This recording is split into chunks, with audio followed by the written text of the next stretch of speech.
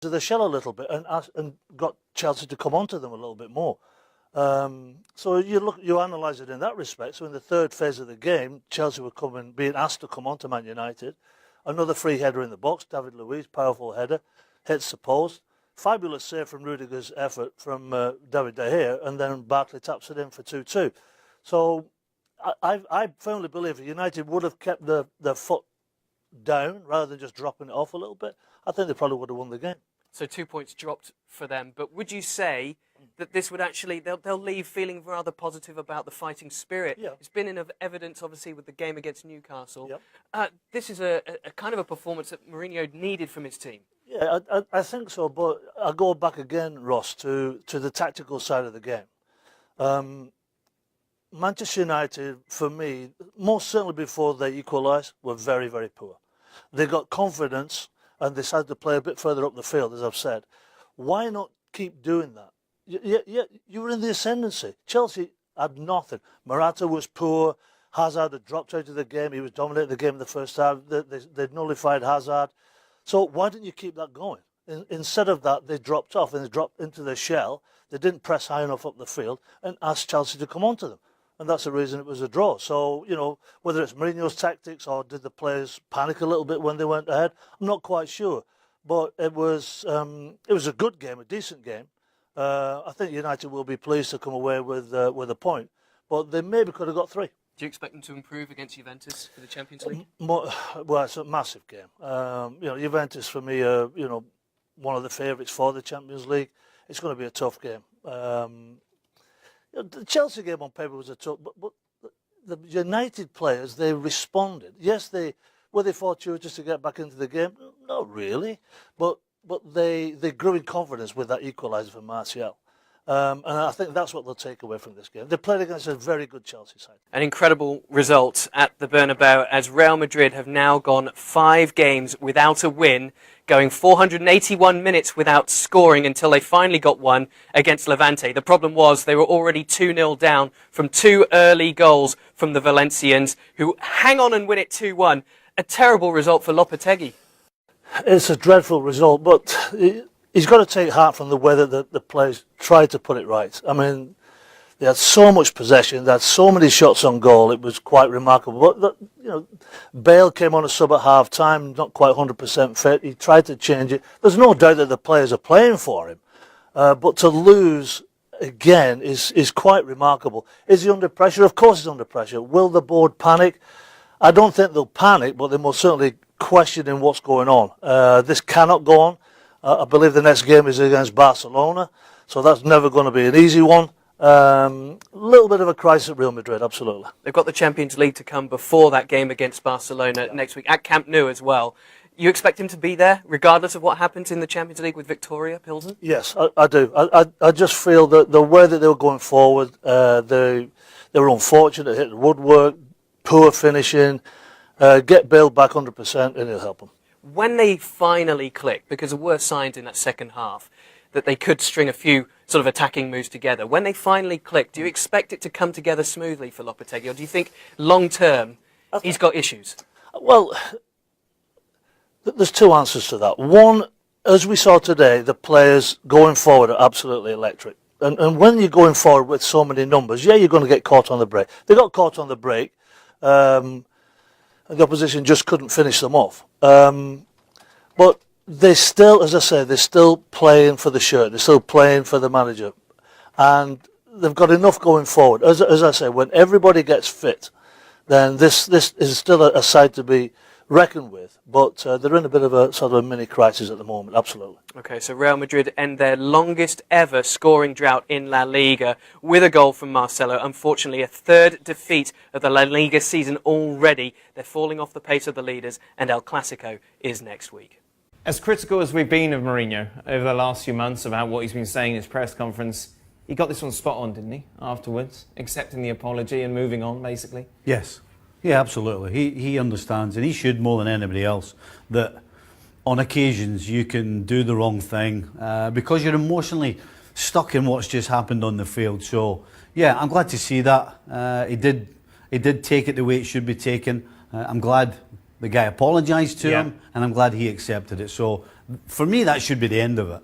In your coaching days, Stevie, how would you have reacted? Absolutely the same. Really? Oh my goodness, yeah. I mean, as I said, you've just lost a goal, the last kick of the game pretty much, to deny you 2 points.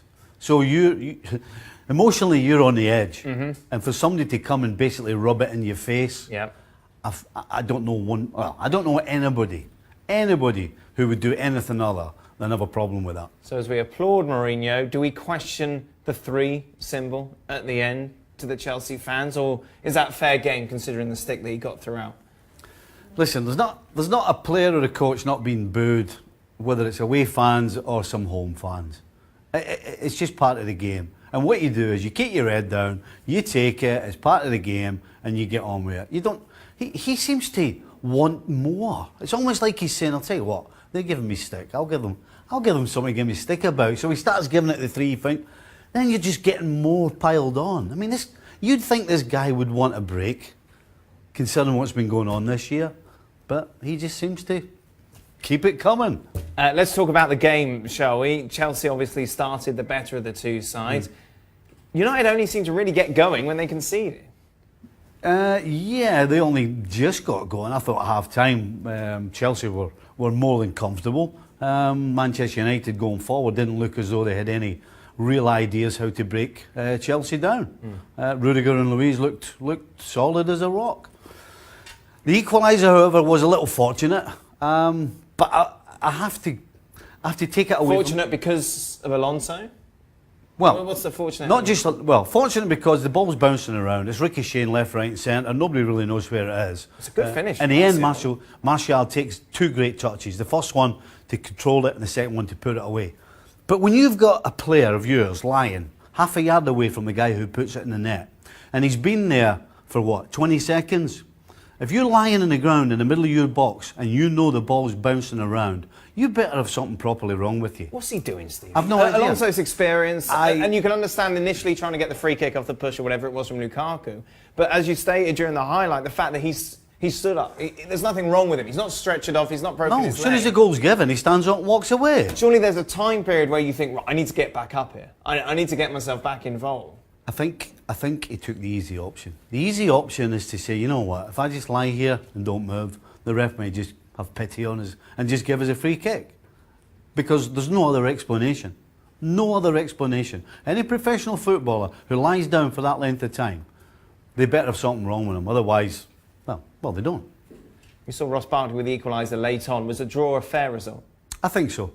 Yeah, no question Manchester United were way better than they were in the first half. But that doesn't mean that they were fantastic. You know, they scored 2 goals. The second one was a fantastic counter-attack.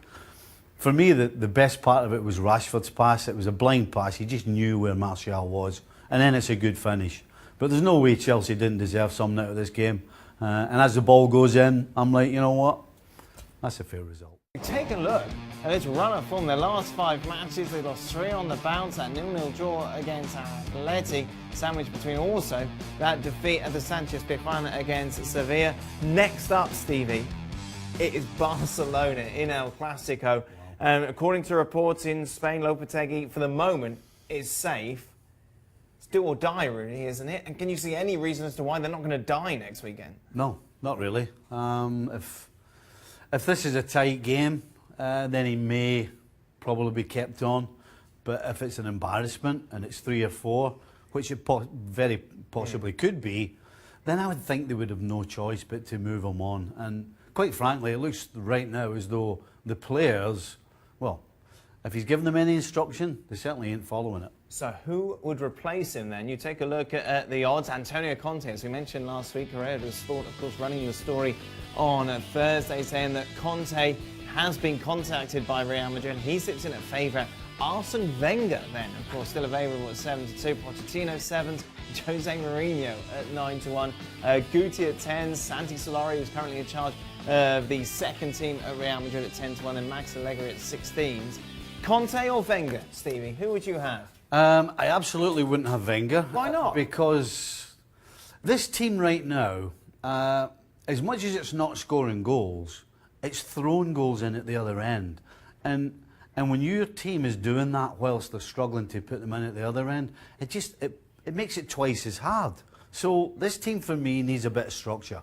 If they get some structure, then I'm not guaranteeing you they'll score hundreds of goals, but I'll guarantee that defensively they won't give anything away. And for me, they need a structure right now. But is there not the argument to say it's concerned with Conte because he might come in and just upset the whole apple cart completely? Because we've seen the managers they've had in the past, obviously Zidane and all that success, isn't that Conte style, is he? I would bring in Conte not for the long term, I would bring in Conte for the short term.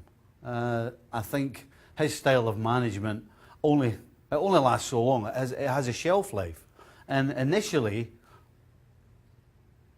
players listen to him.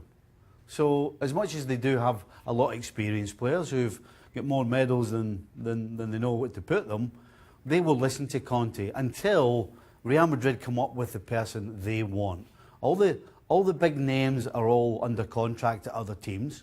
So you've got a Conte who can come in and make a mark straight away. That's what they need. And what's the big problem with Wenger? Why do you completely dismiss it? Because Florentino Perez tried to get him in the past. There's no secret there. Well, it's not about structure for Wenger. It's about opening and expressing yourself and the finer things in the game. But could the players not respond to that? In my opinion, the players look as though that's what they're doing right now. They look as though they don't really have a structure when they lose the ball. That's not what Wenger's about. That was the thing, particularly us on this show, criticised Wenger about, was that when Arsenal weren't playing the lovely football, teams were just running through them. That's what's happening right now. So clearly Lopetegui isn't doing that. Yeah. You need somebody to go in there and just tighten things up in the engine room and then let your flair players go and win the game for you. Right now, the flair players ain't doing it, and every opposition, regardless of who they are right now, is streaming through the middle and scoring goals. Right now, though, Lopetegui remains the manager of Real Madrid, as we mentioned before. Next up for them is Barcelona. Next up for Juve, Manchester United at Old Trafford. Does this result, this performance, have any effect going into that game? No, I don't think so whatsoever. Listen, if they'd won this game 5-0, it wouldn't have changed anything either. So they're not going to get worried because they've dropped a point. You're going to drop points along the way, and that's all this is. The United game, the atmosphere, the occasion, Ronaldo going back to Old Trafford. This game will take care of itself. Can't wait for it. It should be brilliant, shouldn't it? Well, it should be, and for Juventus, is there a better time to go to Old Trafford? Right. You know, Manchester United, you're not quite sure what you're going to get, particularly at Old Trafford.